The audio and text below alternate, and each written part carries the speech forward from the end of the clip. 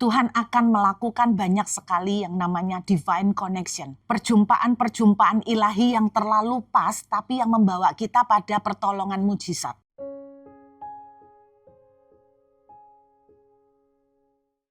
Ada contoh orang di Alkitab, kalau saudara bawa Alkitab, yuk kita buka. Bawa Alkitab enggak Bapak Ibu? Oke, soalnya hari ini enggak ada yang di LED ya. Kita akan lihat dari 2 Raja-Raja, pasal yang ke-8. Kita lihat ayat 1, mulai dari ayat 1. Elisa telah berbicara kepada perempuan yang anaknya dihidupkan kembali, katanya, berkemaslah dan pergilah bersama-sama dengan keluargamu. Dan tinggallah di mana saja engkau dapat menetap sebagai pendatang. Sebab Tuhan telah mendatangkan kelaparan yang pasti menimpa negeri ini 7 tahun lamanya.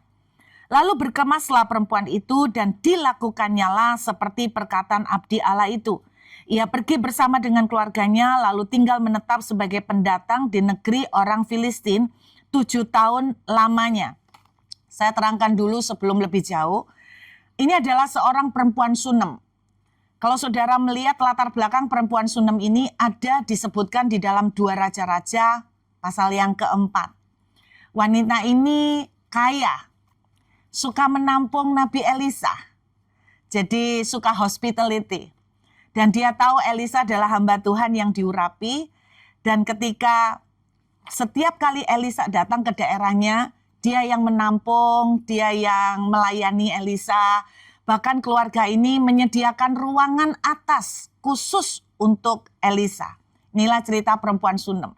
Nah, ketika Elisa seringkali ditampung sama perempuan ini punya masalah yaitu tidak punya anak.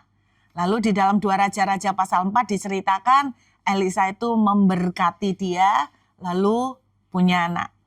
Setelah punya anak ini bertumbuh, satu kali anak ini mati di usia yang masih sangat muda. Lagi-lagi mujizat terjadi di dalam kehidupan perempuan Sunem ini. Nah itu latar belakangnya. Nah di dalam pasal yang ke-8 ada sebuah kejadian lain. Kelaparan akan melanda negeri itu dan wanita ini diperingatkan oleh Nabi Elisa suruh pergi. Dan kemudian wanita ini meninggalkan seluruh rumahnya. Kemudian kita lihat ayat 3 ya.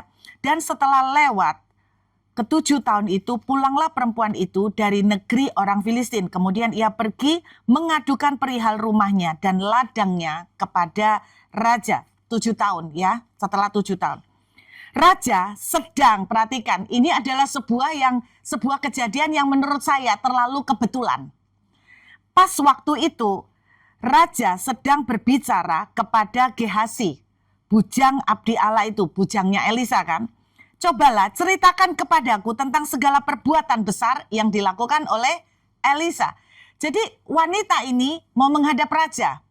Saudara perlu Anda ketahui, nggak sembarangan loh orang itu mau menghadap raja. Raja biasanya menyediakan waktu untuk ketemu dengan rakyat.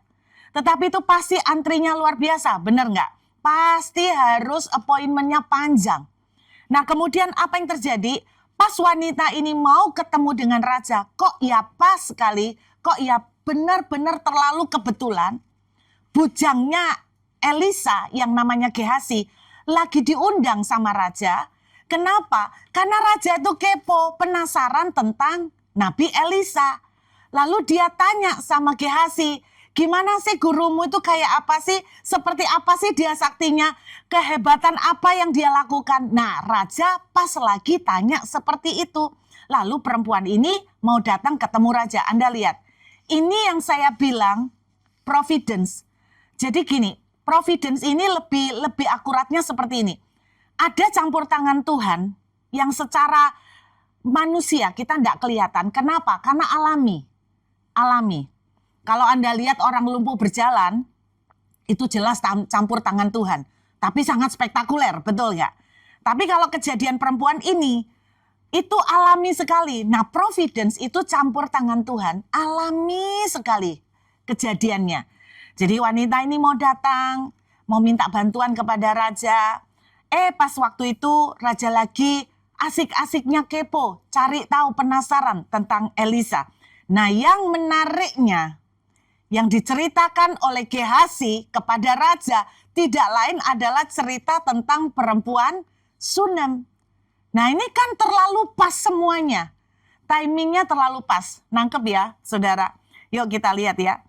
Ayat yang ke-5. Sedang ia menceritakan kepada raja. Perhatikan.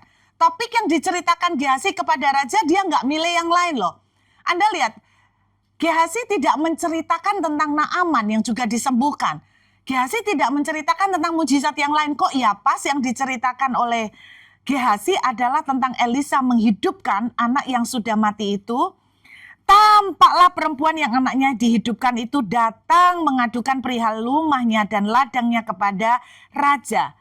Lalu berkatalah Gehazi, Anda bisa bayangkan ya, apa yang dikatakan oleh Gehazi. Nah ini nih, kok ya pas perempuan yang saya ceritakan nih Baginda. Anda bisa bayangkan, ini timingnya pas sekali. Ini yang namanya hoki saudara, ini yang namanya hoki. Ini loh yang saya sebut providence. Saudara, waktu saya datang ke persekutuan doa ini, mereka bilang begini, saya kan tanya apa pesan Tuhan.